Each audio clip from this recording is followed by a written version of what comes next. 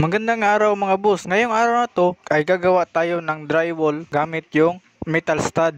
Mula sa paglalagay ng metal stud, pagbabarina at pagre-rebit nito. Pero bago mo ng lahat, intro muna tayo.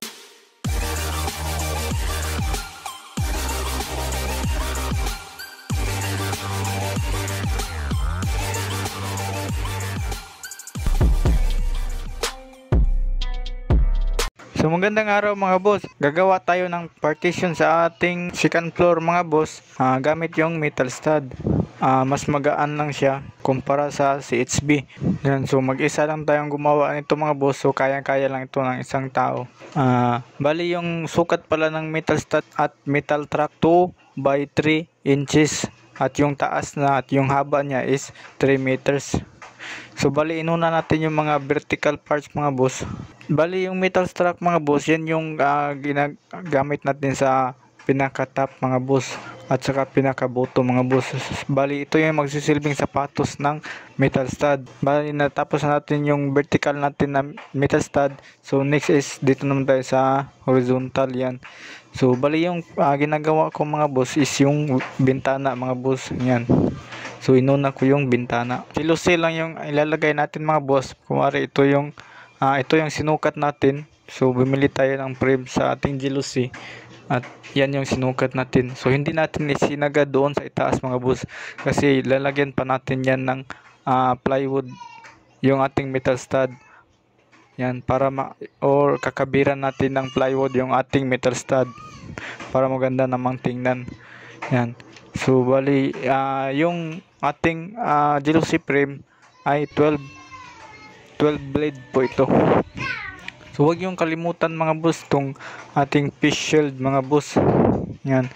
Meron tayong face shield.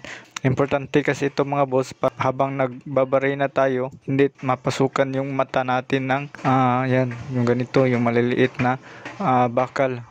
So delikado po yan mga boss. So dapat meron tayong goggles or face shield sa ating mata. So yan dito sa baba mga boss, nilagyan ko siya ng horizontal mga boss yan. So metal stud lang yung ginamit din natin. So gagawa pa tayo ng ganyan mga boss.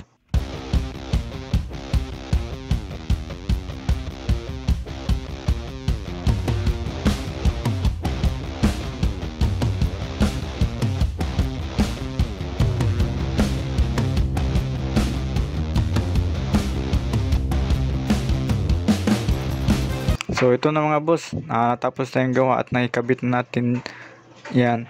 So yung sekreto nito mga boss ay i-rebit mo muna yung sa kabila, tapos yung dito sa gitna is wag mo muna i-rebit kasi para sabay silang i-rebit sa pangalawang metal stud natin. Yan.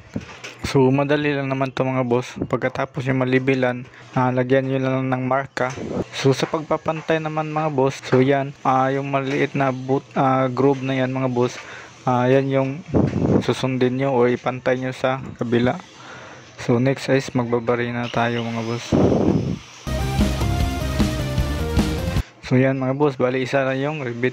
Kasi pag nirebit mo yung una tapos yung pangalawa i-rebit mo rin.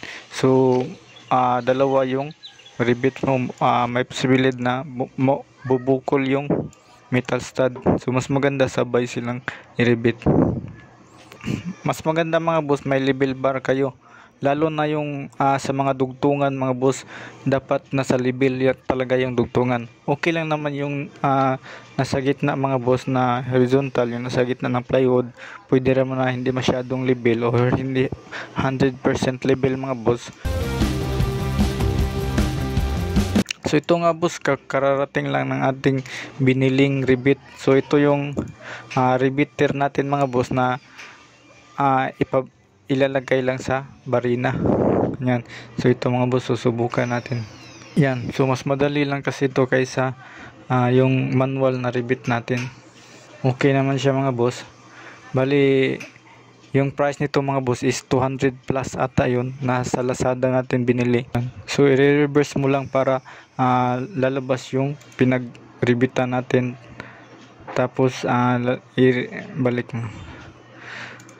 So yan mga boss, natapos na tayo sa bandang dito mga boss, yung sa bandang gilid na yan. So natapos na tayo maglagay ng drywall. Dito naman tayo sa may terrace mga boss, yan. So yung sa gilid na yan ay sa terrace na yan. So lalagyan natin yan ng partition. So metal trucks yung ginamit natin ito mga boss. Hindi natin pinutol ito mga boss, dudugtungan na lang natin ito mga boss. Yan. So sa gilid naman mga boss, yan, nakita niyo may allowance niya sa gilid. Hindi ko lilibel sa poste para mag-level yung plywood. Pag lagay na ng plywood mga boss, maglilibel sa poste. So yan. So bali 1/4 yung lalagay nating plywood dito mga boss. Yan. So tigda dalawang screw. Yan, para matibay yung ating paa ng ating drywall. Yan.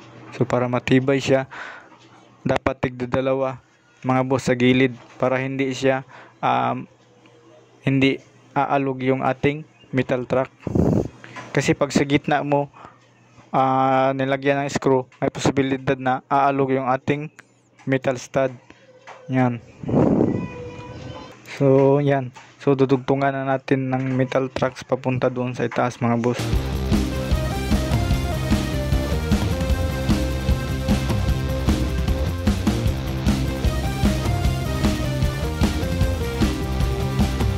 So ito na mga boss, natapos na tayo maglagay ng ating paa ng ating metal trucks, ganyan. At may poste na rin sa gitna na metal stud yung ating gamit. Bali magkabilaan kasi yung metal stud natin mga boss. Yan, nakaharap yan dyan, at saka yung sa kabila is nakaharap dito sa gilid. Yan. Yan yung ating metal stud sa mga boss is naka-rivets po yan sa ating trusses mga boss. Ayan. So siguraduhin nilang matibay yung ating pagkaribit kasi nasa harapan kasi ito ng nasa second floor tayo at harap exposed sa hangin mga boss. So baka may bagyo. Kung mas maganda, tigda dalawang rivets yung ating gagawin para matibay talaga mga boss. Ito mga boss, sa mga dugtungan ng metal trucks mga boss o kahit sa metal stud, so dapat iyuyupo mo yung nasa inner side mga boss para papasok siya sa outer. Ganyan na yung diskarte natin mga boss. Bali yung ginamit pala natin concreteness nito is number 1 inch. A few moments later. So ito na mga boss, natapos na natin yung ating drywall sa ating terrace. Yan. So bali magkalapit lang yung distansya natin dito mga boss para mas matibay talaga yung ating pagkagawa mga boss. Bali yung mga poste natin is tubular yung ating ginamit, yung mga orange na yan, red mga boss. Yan. So bali yung sukat natin dito mga boss is yan, 13 inches. So 13 inches yung sukat, yung distansya natin mga boss. Open air kasi yung nasa harapan mga boss, baka may posibilidad nga bumagyo at para hindi naman masyadong mapuruhan yung ating drywall. So susunod na video mga boss is maglalagay na tayo ng cover nito. So hanggang dito na lang muna mga boss. Maraming salamat sa panonood. Kung nagustuhan yung video na to, please like and subscribe this channel.